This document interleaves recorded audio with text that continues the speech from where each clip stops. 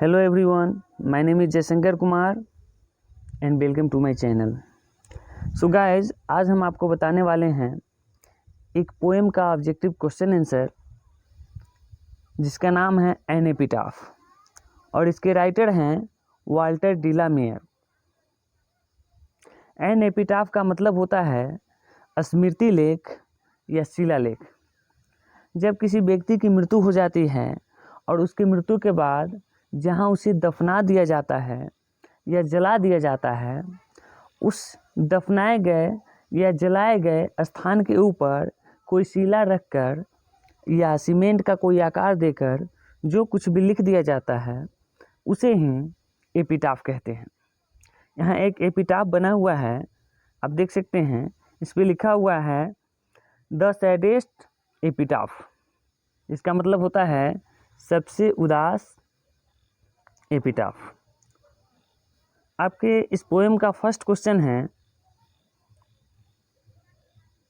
N epitaph is retain और composed bye. इसका मतलब होता है एन एपिटाफ किसके द्वारा लिखी गई है या कंपोज की गई है। तो एन एपिटाफ को वाल्टर डी ला मेयर के द्वारा लिखी गई है और वाल्टर डी ला मेयर आपके ऑप्शन बी में मौजूद है, इसलिए इसका सही आंसर ऑप्शन बी ही हो जाएगा, वाल्टर डी ला मेयर। आपका दूसरा क्वेश्चन है वेयर डज द लेडी लाई। इसका मतलब होता है लेडी कहाँ रहती है। यहाँ उसी लेडी का जिक्र हो रहा है जो पोएट की नज़रों में बेस्ट कंट्री की सबसे सुंदर लेडी है। पूछा जा रहा है कि जो बेस्ट कंट्री की सबसे सुंदर लेडी थी पोएट के नज़रों में, वो कहाँ रहती है, कहाँ पड़ी हुई है। तो लेडी कब्र के नीचे पड़ी हुई है, ग्रेव के नीचे पड़ी हुई है, ग्रेवयार्ड के नीचे पड़ी हुई है।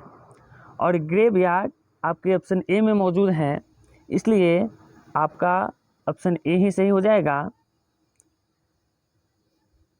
आपका तीसरा क्वेश्चन है and when I crumble who will remember, who is I in the line. आप एन एपिटाफ पोएम में पढ़े होइएगा, उस पोएम में एक लाइन आता है and when I crumble who will remember. इस लाइन में आई एक वर्ड का इस्तेमाल किया गया है और आई का इस्तेमाल पोएट ने खुद के लिए किया है। यानी आप कह सकते हैं कि आई पोएट खुद हैं इस लाइन में, और इसका आंसर ऑप्शन ए हो जाएगा क्योंकि ऑप्शन ए में ही पोएट मौजूद है। आपका अगला क्वेश्चन है Walter de la Mare was born in. इसका मतलब होता है वाल्टर डी ला मेयर का जन्म कब हुआ था। तो वाल्टर डी ला मेयर का जन्म 1873 ईस्वी में हुआ था और 1873 ईस्वी आपके ऑप्शन सी में मौजूद है, इसलिए इसका सही आंसर ऑप्शन सी ही हो जाएगा। आपका नेक्स्ट क्वेश्चन है dash was honoured with the order of merit in 1953। इसका मतलब हुआ कि ऑर्डर ऑफ मेरिट अवार्ड से 1953 ईस्वी में किसे सम्मानित किया गया। इसका मतलब है 1953 ईस्वी में ऑर्डर ऑफ मेरिट अवार्ड से किसे ऑनर्ड किया गया, किसे सम्मानित किया गया।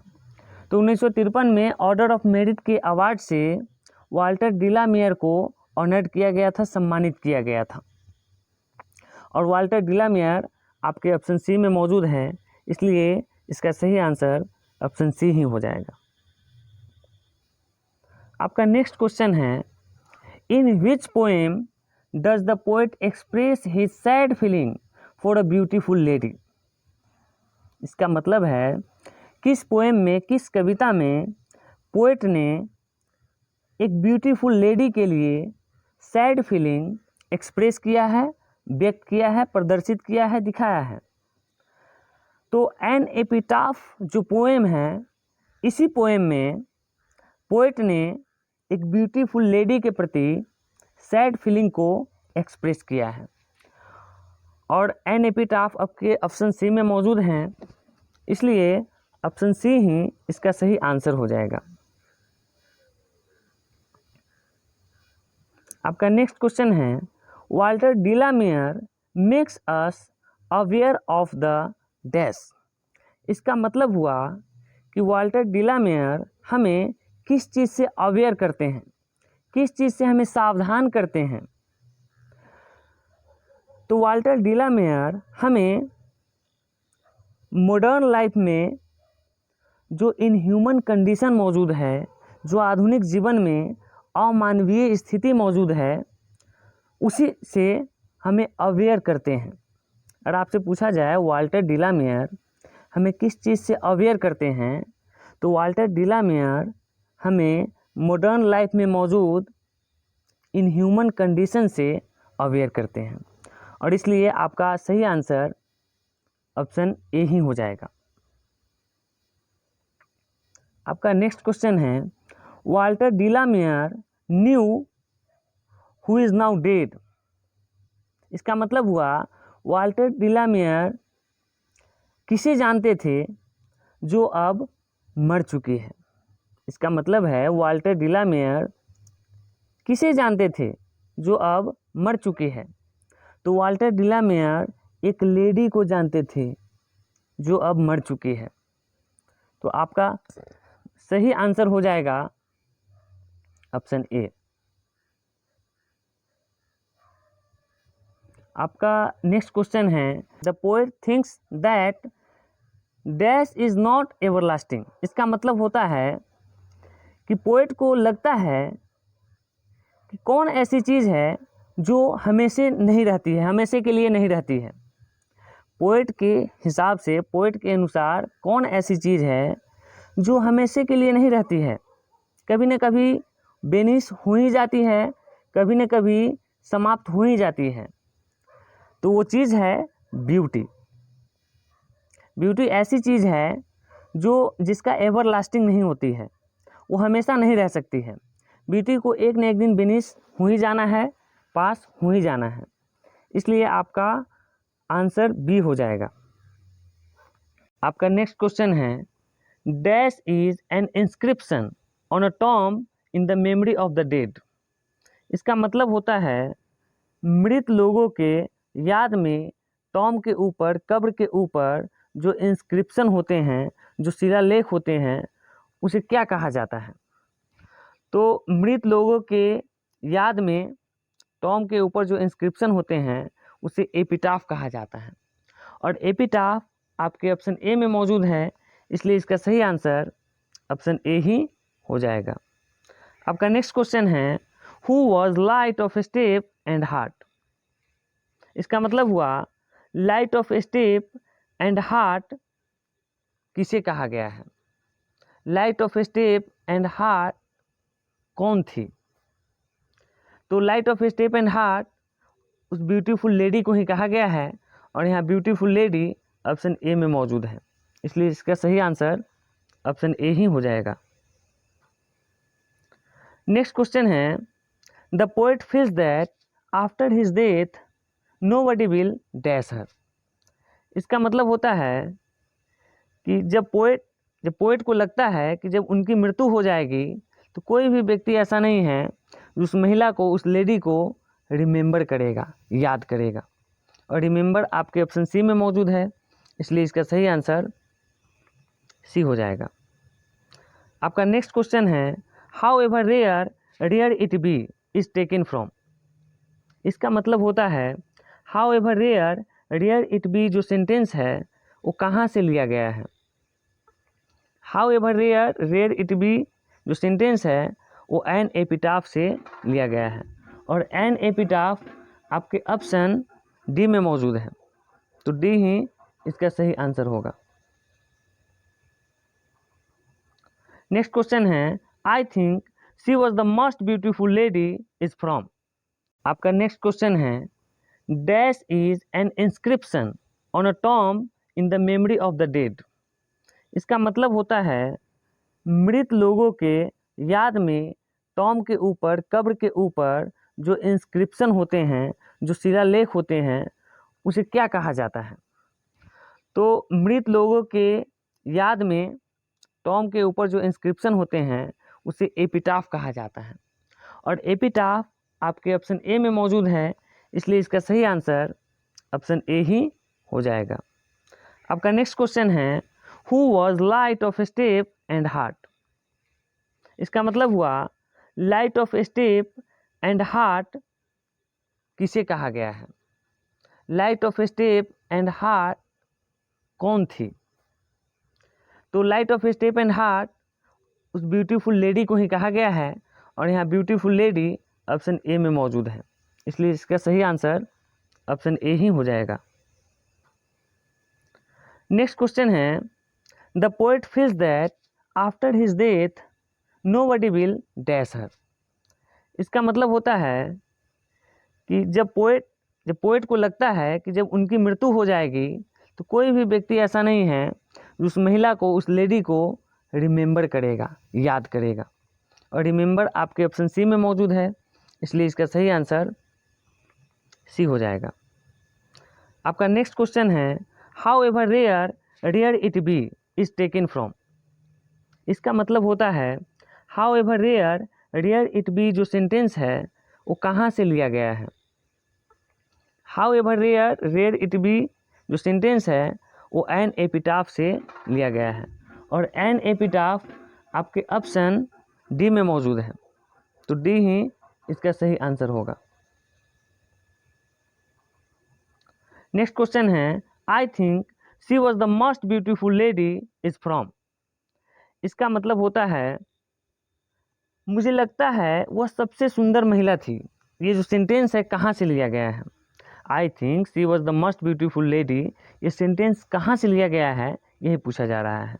तो I think she was the most beautiful lady ये जो सेंटेंस है एन एपिटाफ से लिया गया है, और एन एपिटाफ आपके ऑप्शन डी में मौजूद है, इसलिए ऑप्शन डी ही सही आंसर हो जाएगा।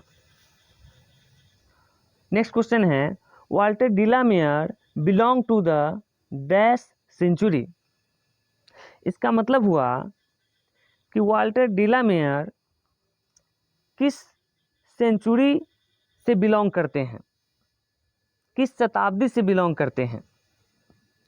तो वाल्टर डिलामेयर 20वीं शताब्दी से बिलोंग करते हैं, इसका सही आंसर ऑप्शन बी हो जाएगा।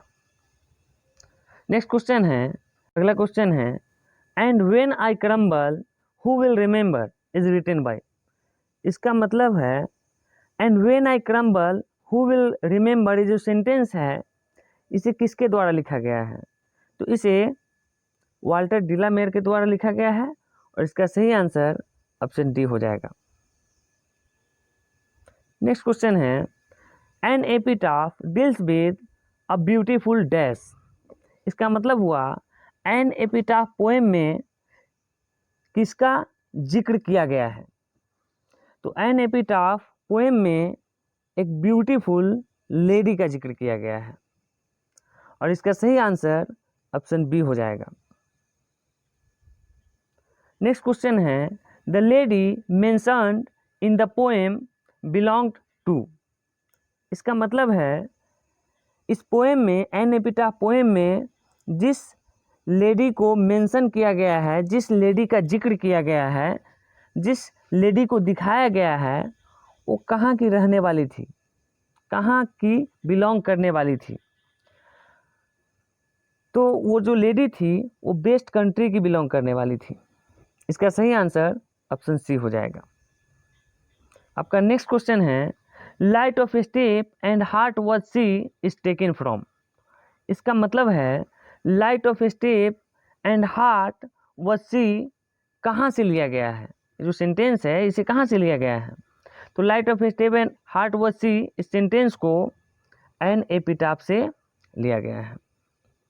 आपका नेक्स्ट क्वेश्चन है when I crumble who will remember is taken from. इसका मतलब है when I crumble who will remember, ये जो सेंटेंस है वो कहाँ से लिया गया है? तो when I crumble who will remember इस सेंटेंस को एन एपिटाफ पोएम से लिया गया है, और इसका सही आंसर ऑप्शन सी हो जाएगा।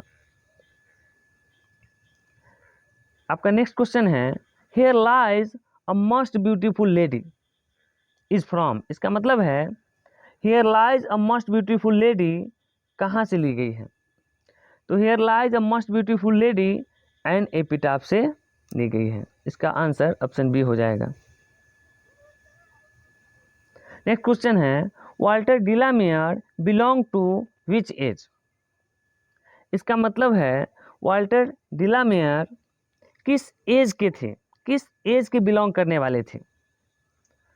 तो वाल्टर डिलामियर मॉडर्न एज के बिलोंग करने वाले थे, वो मॉडर्न एज के पोएट थे। इसका सही आंसर ऑप्शन बी हो जाएगा। नेक्स्ट क्वेश्चन है, Walter de la Mare shows fresh interest dash themes. इसका मतलब है वाल्टर डिलामियर को फ्रेश इंटरेस्ट था किस तरह के थीम में?